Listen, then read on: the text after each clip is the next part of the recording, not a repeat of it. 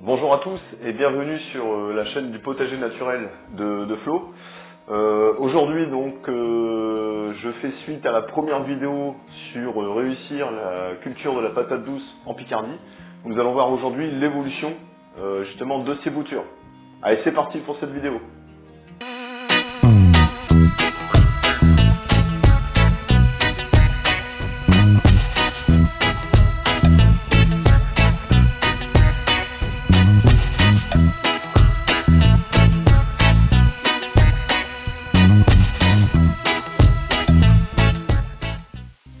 Dans la première vidéo, nous avions vu comment préparer ces boutures dans le terreau et nous avions fait l'expérience avec d'un côté des patates douces rincées à l'eau, le camp des bleus, et de l'autre les patates douces rincées au citron, le camp des jaunes. Après 12 jours de plantation, nous avons vu apparaître les premiers germes.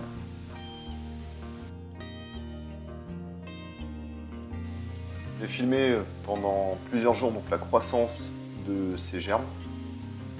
Ça pousse vraiment très très vite.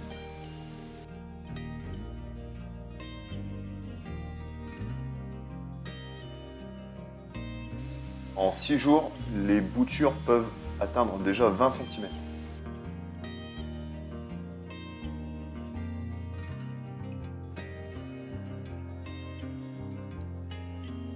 À ce stade de la croissance, la lumière est importante et la température doit être maintenue aux alentours de 24-25 degrés.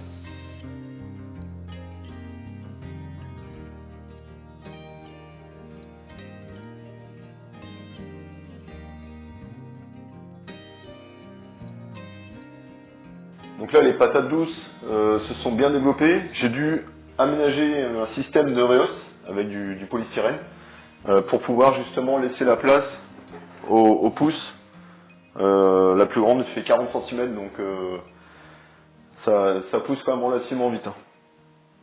Là c'est tout simple, un bac, et là, nos patates douces.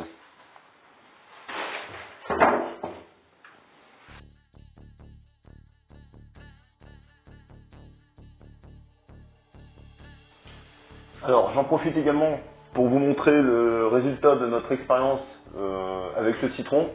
Donc ici, les patates douces qui ont été rincées avec du citron, puis rincées avec de l'eau. Donc le citron a agi vraiment comme un diluant sur l'antigerminatif. Et ici, la partie des patates douces qui ont été rincées à l'eau. Donc vous voyez, il n'y a pas photo.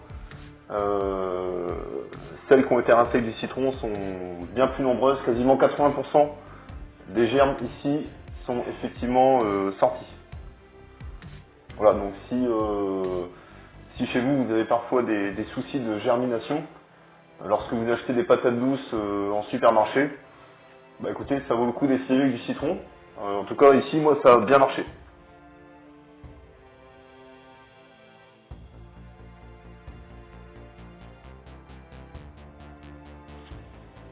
Donc là, 22 jours après l'apparition des premiers germes, on s'aperçoit qu'il y a déjà des boutures qu'on va pouvoir exploiter. C'est-à-dire qu'on va pouvoir les mettre dans de l'eau pour qu'elles produisent des racines. Là, j'en vois deux, notamment celle-là, qui est plutôt bien développée, et celle-ci. Elles vont me servir toutes les deux à faire mes premières boutures. Je peux très bien les couper à la base, c'est ce qu'on fera juste après, et ça laissera de la place aux autres pour qu'elles se développent elles aussi. Voilà, donc c'est parti, on va s'occuper de ces boutures-là.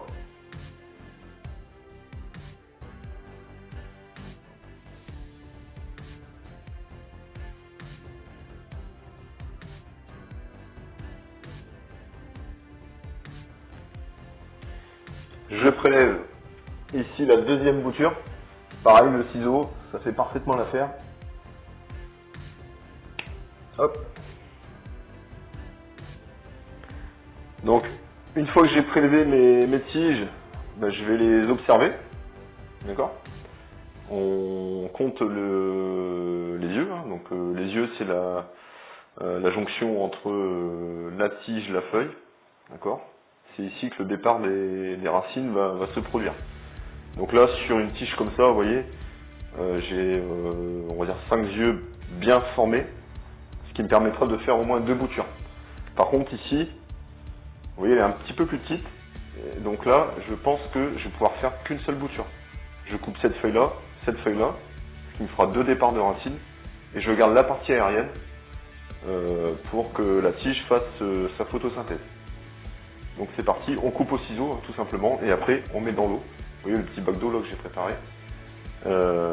Et puis normalement, si tout va bien, dans 2 ou 3 jours, on devrait déjà voir apparaître des racines. Donc c'est parti. Donc, la petite bouture, comme je l'ai dit, donc je vais venir supprimer les 2 premières feuilles, comme ceci. Hop, j'espère que on voit bien. Non, voilà. Là, je supprime les 2 premières feuilles et je vais mettre dans l'eau. Ici, la deuxième bouture, pareil, je supprime les 2 premières feuilles. Tchac. Tchac. Je garde ici une partie aérienne, donc je vais couper juste au-dessus de la feuille, ici. Voilà, ça vous donne un petit truc comme ça. Donc ça, vous le mettez dans l'eau. Hop.